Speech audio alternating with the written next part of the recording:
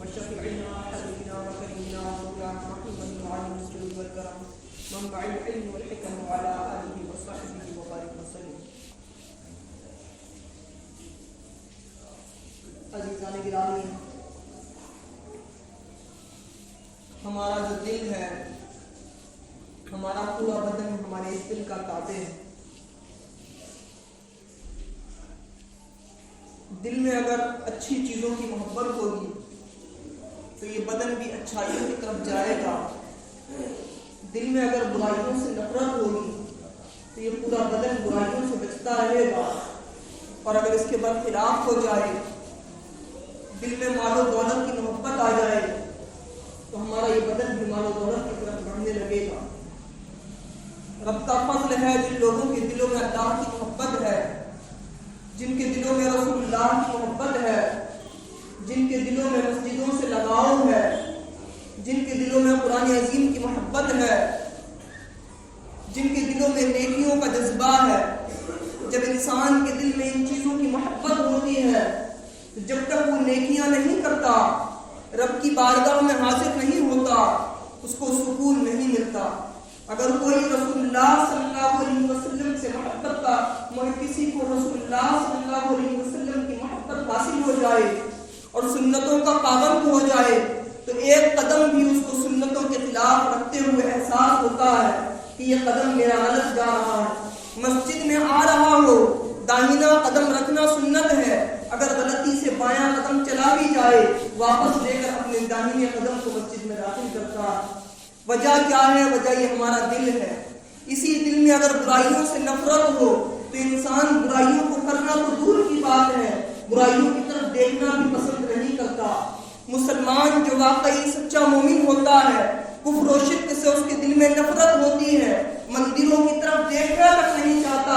وجہ کیا ہے؟ اس سے نفرت ہے. تو اگر اسی طریقے سے ہر گناہ سے نفرت دل میں پیدا ہو جائے تو انسان گناہ کرنا تو دور کی بات ہے، گناہ کی طرف دیکھنا بھی گوارا نہ کرے. لیکن اس کے برخلاف اگر یہی دل دنیا کی محبت میں مصروف ہو جائے، اسی دل میں دنیا اور مال و دولت کی محبت آ جائے، تب پھر یہ دل نیک چیزوں سے غافل ہوتا ہوا نظر آتا ہے.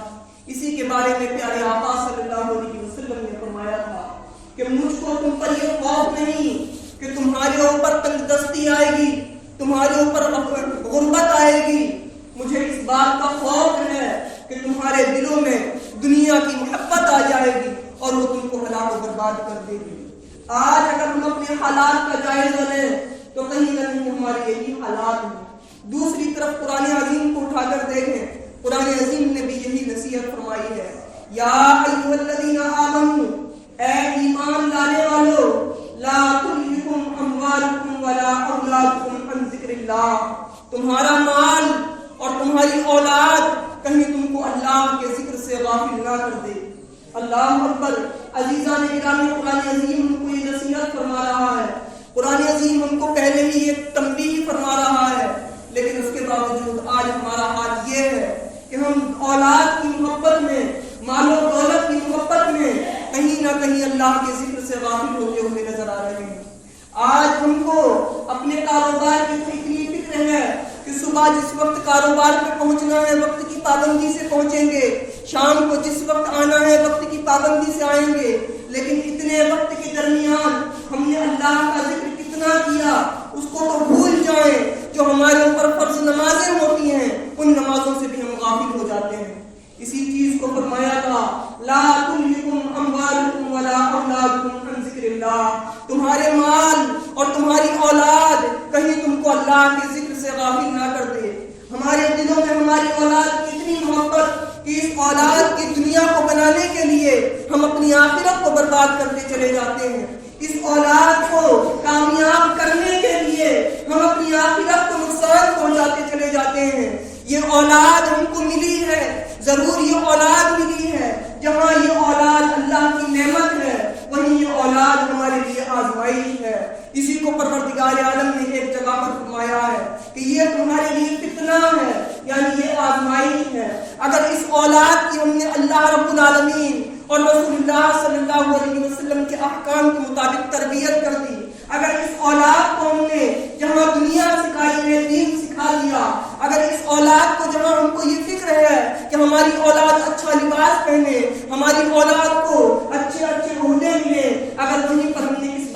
فکر کر لی کہ ہماری یہ اولاد نمازوں کی پابند ہو جائے، ہماری یہ اولاد اللہ کا ذکر کرنے والی بن جائے، تو عزیزان گرامی یہی اولاد انسان کے لیے نعمت ہے۔ اور اگر ہم صرف اس اولاد کی دنیا کی فکر میں رہے تو یہی اولاد ہمارے لیے فتنہ ہے، جس کے بارے میں فرمایا گیا کہ کہیں تمہاری اولاد اور تمہارا مال تم کو اللہ کے ذکر سے غافل نہ کر دے۔ تو عزیزان گرامی غور کرنے کی ضرورت ہے کہ ہم کو یہ جو دل ملا ہے، اس دل میں ہم نے اللہ اور اس کے رسول کی محبت کو ترجیح دی ہے یا مال و دولت کی محبت کو ترجیح دی ہے؟ اگر ہم حالات کا جائزہ دیکھیں، اپنے اعمال کا جائزہ دیکھیں، تو کہیں نہ کہیں یہی نظر آتا ہے کہ ہمارے دلوں میں اس دنیا کی محبت بھری ہوئی ہے، ہمارے دلوں میں مال و دولت کی محبت بھری ہوئی ہے، جس کے بارے میں پیارے آقا علیہ الصلوۃ والسلام نے پہلے ہی فرما دیا تھا کہ مجھ کو اپنی امت پر یہ خوف ہے کہ کہیں دنیا کی محبت آ کر ان کو ہلاک و برباد نہ کر دے۔ اللہ اکبر، آج ہمارا یہی حال ہو رہا ہے۔ تو عزیزان گرامی، اپنے دل کو اس مال و دولت کی محبت سے نکالنے کی ضرورت ہے، اس اولاد کی ایسی محبت سے نکالنے کی ضرورت ہے جو محبت ہم کو اللہ کے ذکر سے غافل کر دے۔ ہم کو اپنے دل میں اللہ اور اس کے رسول صلی اللہ تعالیٰ علیہ وسلم کی محبت کو بڑھانے کی ضرورت ہے۔ دوسرے مقام پر دیکھیں، پیارے رب قدیر نے قرآن عظیم میں ارشاد فرمایا، الہاکم التکاثر، تم کو آپس میں ایک دوسرے پر کمی بیشی کرنا، کہیں غافل نہ، تم کو غافل کر دیا۔ یعنی انسان کی کہیں نہ کہیں یہی آرزو رہتی ہے کہ اگر اس کا ایک منزلہ مکان بنا ہے تو میرا 2 منزلہ مکان بن جائے، وہ ایک کار میں گھوم رہا ہے تو میرے پاس بھی کاریں آ جائیں، اگر اس نے 25 لاکھ میں شادی کی ہے تو میری 30 لاکھ میں شادی ہو جائے۔ یہی آپس میں جو کمی بیشی ہے، اسی کے بارے میں پروردگار فرماتا ہے، الہاکم التکاثر، تم کو آپس میں ایک دوسرے پر زیادتی کرنے نے غافل کر دیا، حتی زرتم المقابر، یہاں تک کہ تم نے اپنی قبروں کو دیکھ لیا۔ یعنی انسان موت تک پہنچ جاتا ہے اور اس کی آرزو بس یہیں تک رہ جاتی ہے کہ میں فلاں سے دنیا میں آگے بڑھ رہا ہوں، فلاں سے دنیا میں آگے بڑھ رہا ہوں، اگر اس کی نوکری اتنے کی لگی ہے تو میری نوکری اتنے کی لگ جائے، اگر اس کو یہ عہدہ ملا ہے تو مجھ کو یہ عہدہ مل جائے۔ انسان اسی فکر میں رہتا ہے، حتی زرتم المقابر، یہاں تک کہ تم قبروں کو دیکھ لو گے، تم اپنی موت کے قریب پہنچ جاؤ گے۔ اس کے آگے پروردگار عالم نے ارشاد فرمایا، الہاکم التکاثر حتی زرتم المقابر کلا سوف تعلمون ثم کلا سوف تعلمون، ضرور تم جان لو گے اور یقیناً ضرور تم جان لو گے۔ کیا جان لو گے؟ آگے فرماتا ہے، کلا سوف تعلمون ثم کلا سوف تعلمون کلا لو تعلمون علم الیقین، تم یقین کے ساتھ جان لو گے، لترون الجحیم، اور تم جہنم کو دیکھ لو گے۔ اللہ اکبر، اگر یہی مال و دولت کی محبت رہی، اگر اسی مال و دولت میں ہم لگے رہے کہ فلاں کے پاس اتنا مال ہے، ہمارے پاس اتنا مال آ جائے، فلاں کی اتنی عزت ہو رہی ہے، ہم کو اتنی عزت مل جائے، اس کو اتنا شہرت اور مرتبے مل رہے ہیں، ہم کو یہ مرتبے اور شہرت مل جائے، تو پروردگار ارشاد فرماتا ہے، لترون الجحیم، تو ضرور تم جہنم کو دیکھ لو گے۔ اللہ اکبر، آگے فرماتا ہے، لترون الجحیم ثم لتسألن یومئذ عن النعیم، اور اس وقت تم سے ایک ایک نعمت کے بارے میں سوال کیا جائے گا۔ اللہ اکبر، جب قیامت کے دن انسان پہنچے گا، ایک ایک نعمت کا جواب دینا ہوگا، لیکن ہمارا حال تو یہ ہے، ان نعمتوں کا جواب تو بعد میں دیں گے، ان نعمتوں کے جواب کی ہم نے فکر ہی نہیں کی، ان نعمتوں میں تو لگے رہے، لیکن ان نعمتوں کو ہم نے اپنے لیے آزمائش بنا کر اور ہم ان نعمتوں کی آزمائش میں ناکام ہو گئے۔ ہم لوگوں کو یہ فکر تو رہی کہ ہم دنیا میں کامیاب ہو جائیں، ہم کو یہ فکر تو رہی کہ دنیا میں ہمارا مال و دولت زیادہ ہو جائے، لیکن اس چیز کی ہم کو فکر نہ رہی کہ ہم کو اس مال کو کہاں صرف کرنا ہے، ہم کو اس مال و دولت کے ساتھ، اس دنیا کے ساتھ پروردگار عالم کے احکام کو بھی یاد رکھنا ہے۔ تو عزیزان گرامی، قیامت کے دن ایک ایک چیز کا سوال ہوگا۔ یہاں تک کہا گیا ہے کہ اگر کسی کو ٹھنڈا پانی ملا ہے تو پروردگار عالم اس نعمت کو بھی یاد کرا کے پوچھے گا کہ میں نے ٹھنڈا پانی دیا تھا، اس نعمت کا کیا شکر ادا کیا۔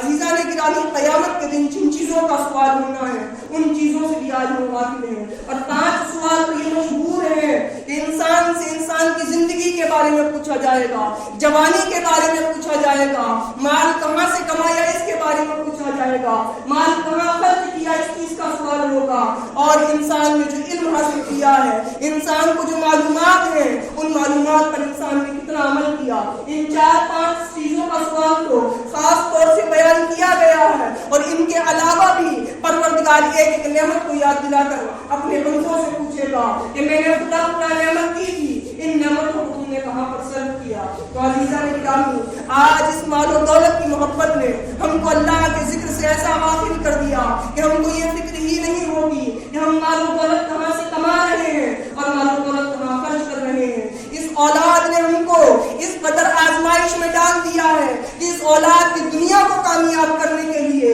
ہم اپنی آخرت کو برباد کرتے ہوئے نظر آ رہے ہیں. عزیزان گرامی, یہی اولاد ہمارے لیے نعمت بھی ہے, لیکن کب؟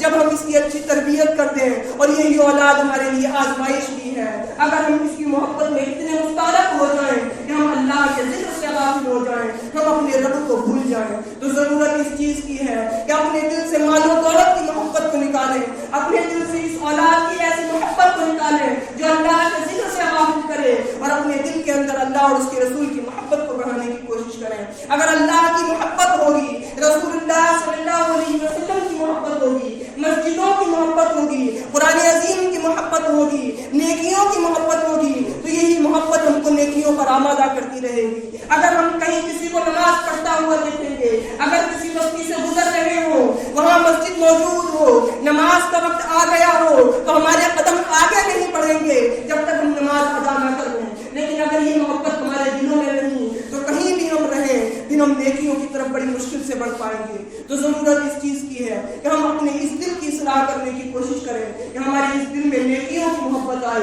اور گناہوں کی نفرت پیدا ہو. اللہ رب العالمین سے دعا ہے کہ ہمیں سننے سے زیادہ سب کو عمل کرنے کی توفیق عطا فرمائے. السلام